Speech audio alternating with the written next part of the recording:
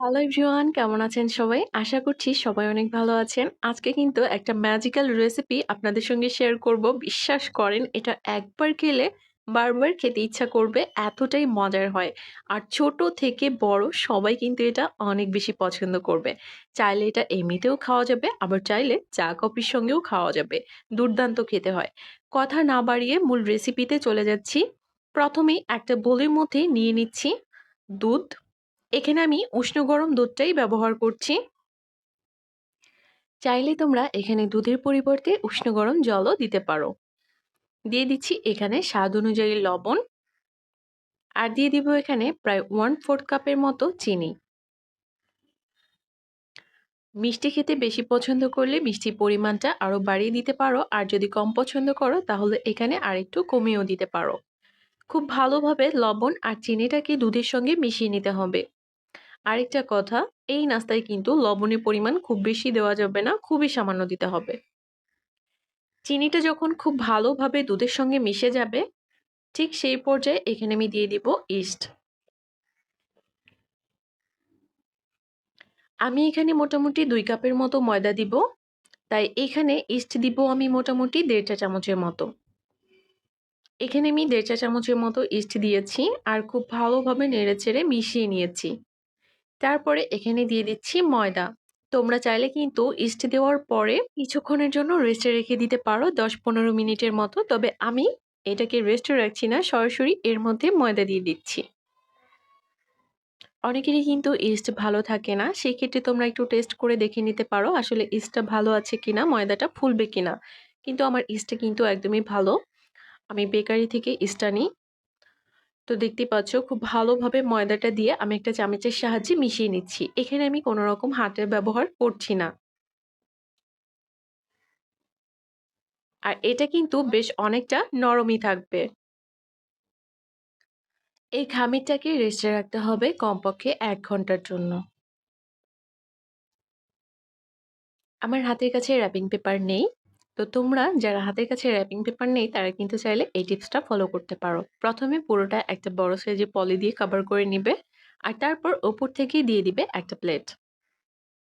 ফিরে আসছি 1 ঘন্টা পর। ডোটা ফুলে একদম দ্বিগুণ হয়ে গেছে, দেখো কতটা সুন্দরভাবে ফুলেছে। এটা পারফেক্ট হয়েছে কিনা বুঝবে কিভাবে? এটার ভেতরে কিন্তু একদম জালি জালি হবে। আমি একটা সাইড থেকে চামচ দিয়ে টান দিব। দেখতেই পাচ্ছ কিরকম জালি জালি হয়েছে।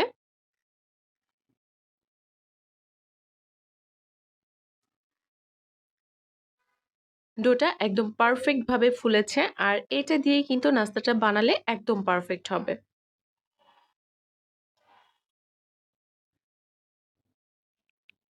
এখানে আমি এক্সট্রা আর কোনো রকম ময়দা ব্যবহার করছি না, সরাসরি চুলায় চলে যাচ্ছি ভাজতে। এর জন্য প্যানে পর্যাপ্ত পরিমাণ তেল প্রথমে হালকা একটু কুসুম গরম করে নিতে হবে, মানে খুব বেশি গরম তেলের মধ্যে এই নাস্তাগুলো ছাড়া যাবে না। আমি হাত দিয়ে কিভাবে এটা শেপ দিচ্ছি এটা কিন্তু তোমাদেরকে দেখে বুঝে নিতে হবে। সবকিছু কিন্তু বলে বোঝানো সম্ভব না। দেখতেই পাচ্ছ যে আমি হাতের মধ্যে বেশ অনেকটা পরিমাণে খামির নিয়েছি, আর তারপরে হাত দিয়ে এটার একটা গোল শেপ দিয়ে দিচ্ছি। তো এখানে কিন্তু খামিরটা অনেকটাই নরম থাকে, বারবার অল্প অল্প করে হাতে নিবে আর এভাবে তেলের মধ্যে ছেড়ে দিবে। চুলার আঁচটা কিন্তু এই পর্যায়ে রাখতে হবে মিডিয়াম টু লো হিটে। তা না হলে কিন্তু ওপরটা আগেই পড়ে যাবে আর ভেতরটা কিন্তু কাঁচাই থেকে যাবে। ময়দা যেহেতু 2 কাপ আর প্যানটা যেহেতু সেই তুলনায় একটু ছোট, তো সবগুলো কিন্তু আমি একসঙ্গে দিব না। আমি অল্প অল্প করে 2 ব্যাচে নাস্তাগুলোকে ভেজে নিব। প্রথম থেকে শুরু করে লাস্ট পর্যন্ত চুলার আঁচটা কিন্তু থাকবে মিডিয়াম টু লো হিটে। কোনোভাবেই হাই হিটে রাখবো না। আগেই বলেছি হাই হিটে রাখলে কিন্তু এই নাস্তাগুলো একদমই সুন্দর হবে না। যতটা সম্ভব চুলার আঁচটা কমিয়ে রাখবে, তাহলে দেখবে এগুলো খুব সুন্দর একদম বলের মতো করে ফুলছে, আর এটা খেতেও অনেক বেশি ভালো লাগছে।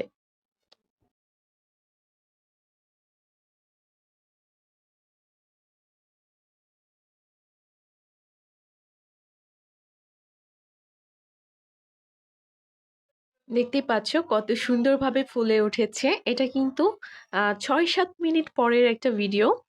তো ৬-৭ মিনিটের মতো প্রথমে খুব ভালোভাবে চুলার আঁচটা লো হিটে রেখে কিন্তু এগুলোকে একটু ফুলিয়ে নিতে হবে। আর খুব ভালোভাবে পরবর্তীতে নেড়েচেড়ে দিব। তবে হ্যাঁ, এটাকে কিন্তু ১ম এই নাড়াচাড়া যাবে না একদমই। তাহলে কিন্তু লেগে আসবে স্প্যাচুলার সঙ্গে। তো দেখো খুব সুন্দর একটা কালারে কিন্তু এগুলোকে ভেজে নিচ্ছি। তোমাদেরকে তুলে একটু দেখিয়ে দিলাম। তো যখন খুব সুন্দর একটা কালার চলে আসবে, দেখতেই পাচ্ছ অলরেডি কিন্তু খুব সুন্দর একটা কালার চলে এসেছে। এই পর্যায়ে আমি এগুলোকে তুলে নিচ্ছি।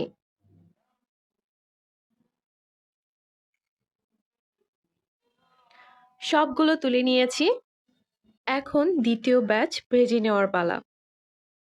এগুলোও কিন্তু অলরেডি দিয়ে দিয়েছি। আর এটার সাইজটা দেখতেই পাচ্ছ ছোট বড় হয়েছে। কারণ লাস্ট এগুলোর থেকে ১ম গুলো কিন্তু একটু বেশি সুন্দর হয়। তবে ভাজার পরে দেখতেই পাচ্ছ খুব সুন্দর একটা কালার এসে গেছে আর এগুলোকে দুর্দান্ত লাগছে দেখতে। তো সবগুলো ভাজা কিন্তু আমার হয়ে গেল। কত সহজে মানে একদম সিম্পল একটা রেসিপি বলতে পারো। আর খেতে এত বেশি মজার হয়, তোমরা একবার বানালে এটা বারবার বানিয়ে খেতে ইচ্ছা করবে। ছোট থেকে বড় সবাই পছন্দ করবে। আশা করছি আজকের এই রেসিপিটি তোমাদের সবার কাছে অনেক ভালো লেগেছে। ভিডিওটি ভালো লাগলে অবশ্যই চ্যানেলটি সাবস্ক্রাইব করে পাশেই থাকবে। আর যারা অলরেডি করেছো তাদেরকে অসংখ্য ধন্যবাদ। তো আজকের মতো আমি এখানেই বিদায় নিচ্ছি। সবাই ভালো থাকবে। দেখা হবে নতুন কোনো ভিডিওতে। আর এই যে তোমাদেরকে ছিঁড়ে একটু দেখিয়ে দিলাম।